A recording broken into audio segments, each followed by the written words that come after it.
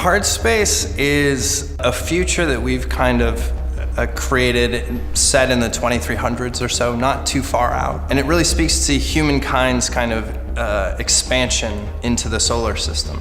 There's a company called LYNX, and they're kind of at the epicenter of this growth and this exploration and discovery phase for humankind, where they built these huge electromagnetic railgates, which connects Earth to Mars and a bunch of other planets and resource-rich environments. It allows these ships to travel back and forth.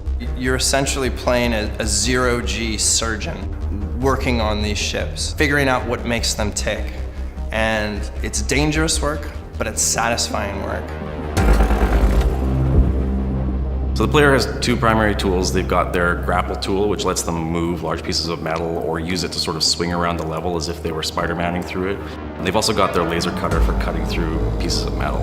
And both of these things you become super familiar with and you learn to master, but you can also, through the progression system, get add-ons for these tools or upgrades for them. Obviously, one of the main goals for the player is to become an expert and really just to overcome the challenges and the adversity of the experience.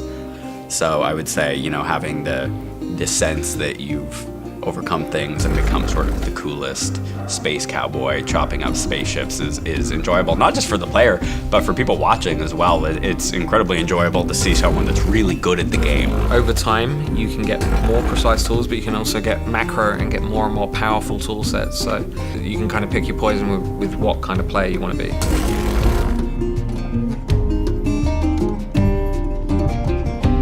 When it came time for us to design and develop the controls for this game, we knew it was gonna be complicated for new players. So we put a lot of effort into making sure that it was one of those, it's that sweet spot of easy to pick up and play, but difficult to master. It's very important to us that the players feel like they can approach these ships however they want and they can be creative. So we simulate as much as we can about the physics of the ships, and we don't really dictate how they can approach them in terms of salvaging them.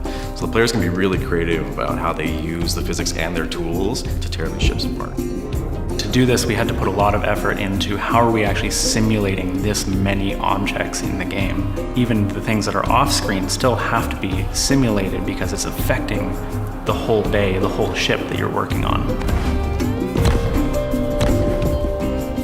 And the more you play and the further you progress in the campaign, the bigger the ships get, the more complicated they get, the higher value of the pieces that you can pull from it become, but also on the flip side, the more dangerous they become. So it takes more thinking, it takes a higher skill level, it takes you upgrading your tools and your equipment and your helmet and your suit.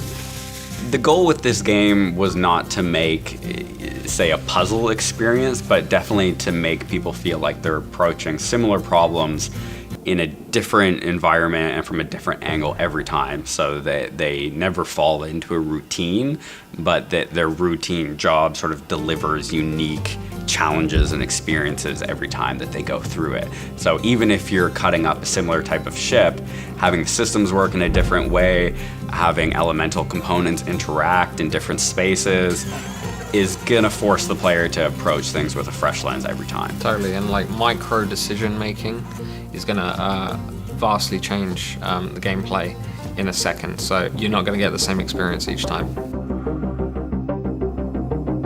We really embrace this idea of systemic design, which is all about providing this fertile ground for emergent gameplay experiences, either things that the player's experiencing or things that they can do. And it really rewards player creativity with experimentation. And that's something that we find really exciting. We've seen so many interesting strategies emerge and interesting scenarios emerge as people play this game.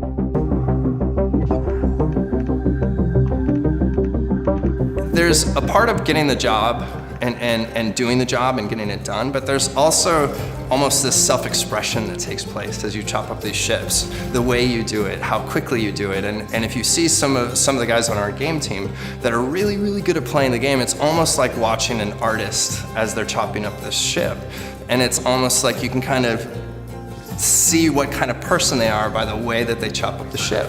There's some people that are very slow and very methodical and almost surgical in how they chop things up, and there are other people that are just like pew, pew, pew, pew, just kind of like chopping everything up. So it's really fun to watch.